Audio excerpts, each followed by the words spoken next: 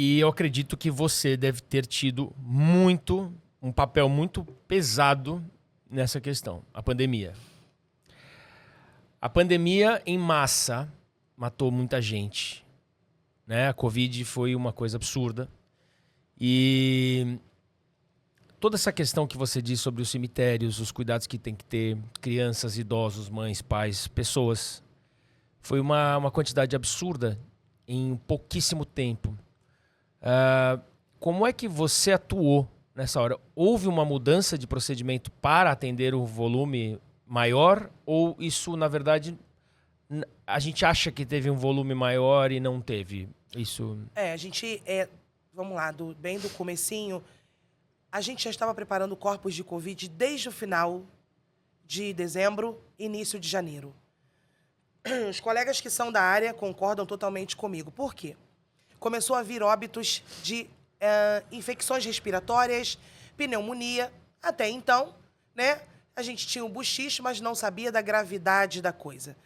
E aí começa a ter, em 2020, né, isso foi 2019 para 2020, a gente começa a ter em janeiro, principalmente, uma quantidade muito grande de pneumonias, né, doenças respiratórias, nada de Covid constando nos óbitos, né, nos atestados de óbito. E a gente fazendo o procedimento, é claro, usando os EPIs.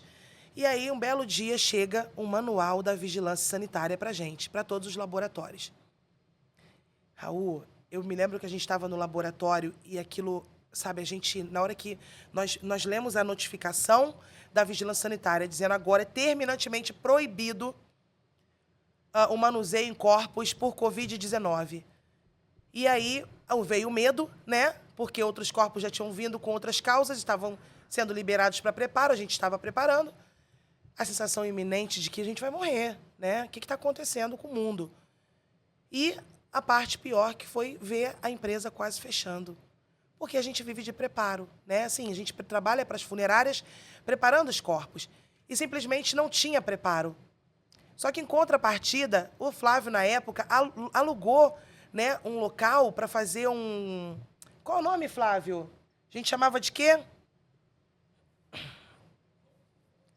A gente chamava de... A gente locou e chamava, dava um nome, e que as urnas ficavam lá. Porque aqui o cemitério em São Paulo, o cemitério não abre de madrugada. Lá no Paraná, eu fiz muito sepultamento de Covid de madrugada. Muito. Corri muito dentro de cemitério de madrugada, que eu tenho pavor de cemitério à noite. Aquela escuridão. E eu ficava entre São Paulo e Paraná, na época eu morava lá. Você tem pavor por conta dessa questão de espiritual ou por causa dos gases emitidos e das bactérias? Eu tenho medo eu tenho medo de ser assaltada. Eu tenho medo dos vivos sempre, né? Ah, tá.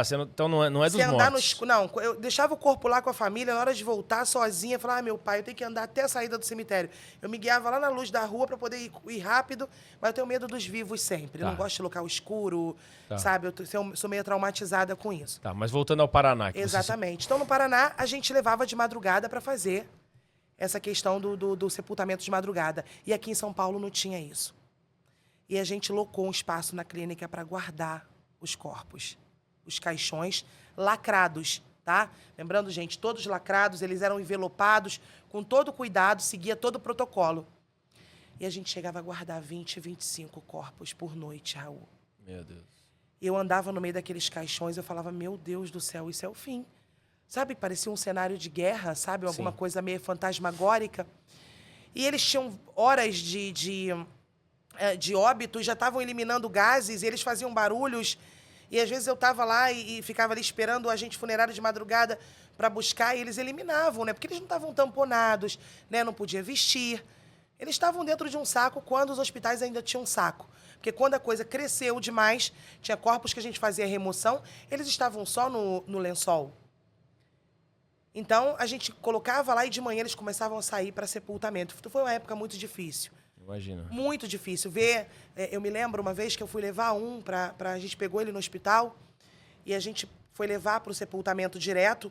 Já era mais ou menos às 7 horas da noite, estava chovendo muito. E lá no Paraná tem muitas ruas ainda de chão, né, de barro. E aí, Raul, estavam todos os familiares ajoelhados, chorando.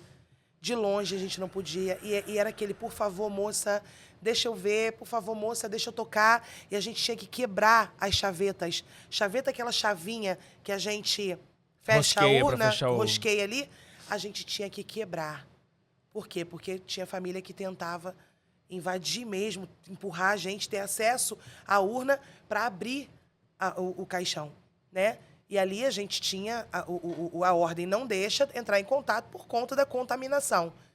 E eu vi muitas famílias sofrendo, acredito que até hoje tem muita gente destroçada por isso. Pessoas que perderam pai, mãe, irmãos. Eu não perdi ninguém na pandemia, com a graça de Deus.